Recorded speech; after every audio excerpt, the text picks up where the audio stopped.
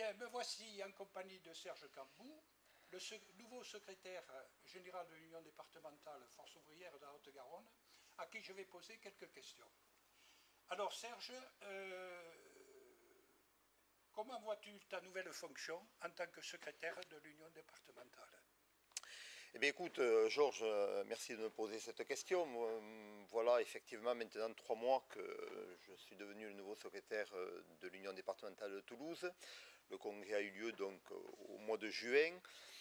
D'abord, je voudrais rendre un vibrant hommage à ceux auxquels on a succédé, à savoir Jo Belanca, mais aussi à Robert Cussiel, puisque au-delà du secrétaire général, c'est aussi le trésorier général qui a changé, puisque Éric Ziegler a pris ses nouvelles fonctions de trésorier général en même temps que moi comme secrétaire général.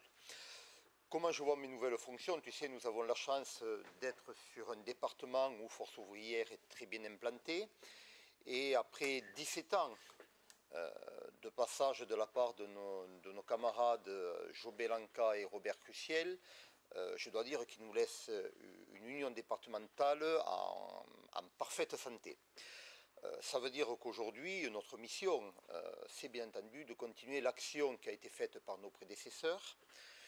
Il n'y aura pas de grosses modifications. Nous sommes bien entendu dans la pure tradition de notre organisation syndicale, Force ouvrière. Mon rôle, je le vois comme un secrétaire UDD, à savoir arriver à coordonner l'ensemble des syndicats Force ouvrière. Nous avons le rôle de coordination, de représentation et bien entendu, le premier message que je veux passer à l'ensemble des syndicats et des adhérents de Force ouvrière, c'est que nous sommes là pour les aider, pour les soutenir, et que c'est là notre premier rôle d'un secrétaire général d'UD. Voilà.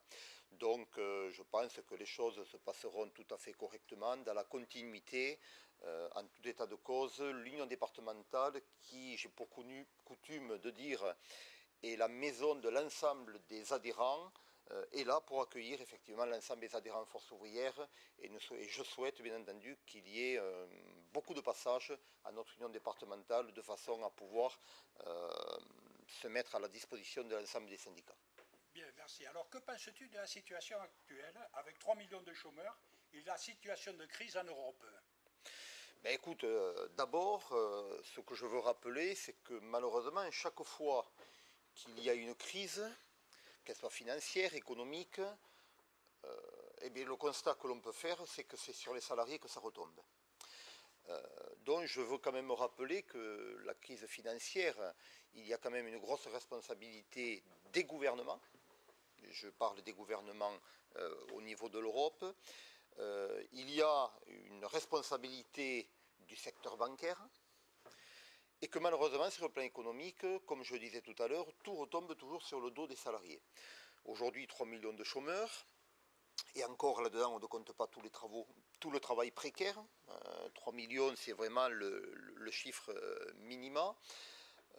Moi, je dois dire que nous devons, nous en tant qu'organisation syndicale, continuer à faire notre travail. Notre boulot, c'est de défendre l'emploi, c'est de défendre les conditions de travail des salariés dans les entreprises, et qu'aujourd'hui, malheureusement, j'ai bien peur que beaucoup d'entreprises profitent un petit peu. Certes, peut-être certaines sont en difficulté, mais d'autres aussi risquent de profiter justement de ces annonces de crise pour faire en sorte d'essayer d'optimiser un petit peu le travail dans leur entreprise et d'aller vers des suppressions d'emplois.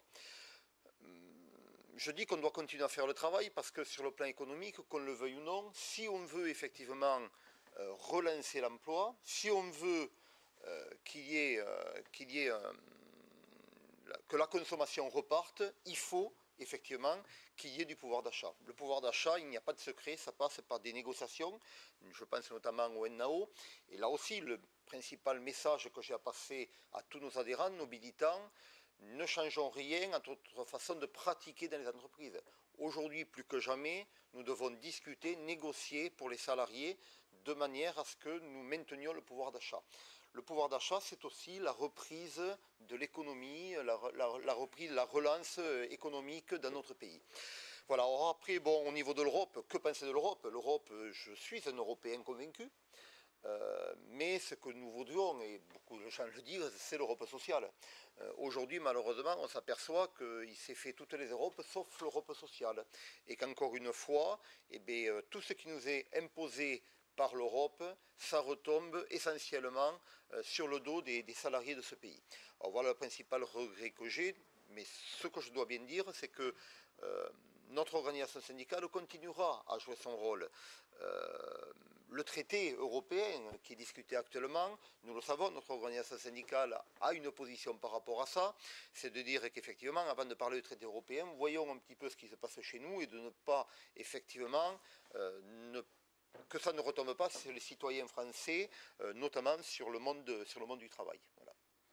Bien, Serge, je te remercie. Nous aurons l'occasion de reparler de tout ça au cours de notre interview prochainement. Merci, Serge. C'est moi qui te remercie.